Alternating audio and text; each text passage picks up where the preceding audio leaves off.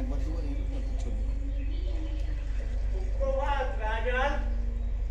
ও চন্দ্রকণ্ড আর নিশা, হ্যাঁ, যাকে তোমাদের সেবায় নিয়োজিত করেছিল তোমার ভ্রাতুষ্পুত্রেরাই। প্রভাতেই আমার পথে ছায়া ফেলে বসে আছো কেন? ছায়া?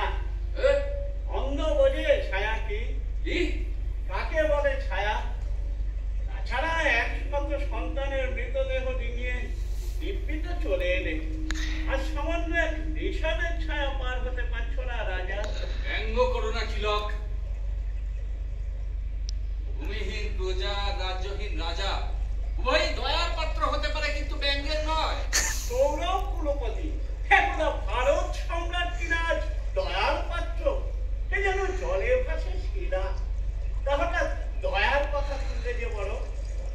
তোমার যন্ত্রণার মূল উৎস আমি জানি। হয়তো সে কারণেই তোমার উপস্থিতি আর শব্দ কানে এলেই অপরাধ বোধ জন্মায়।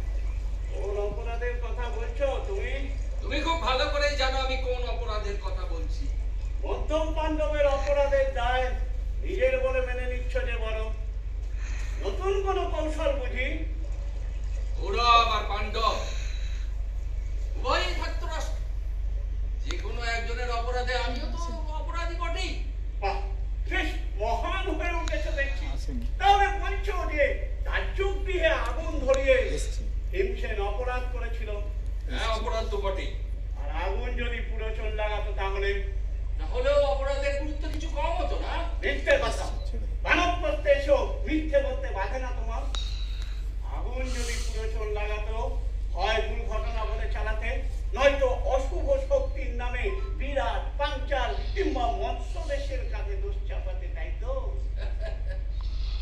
যা হয়নি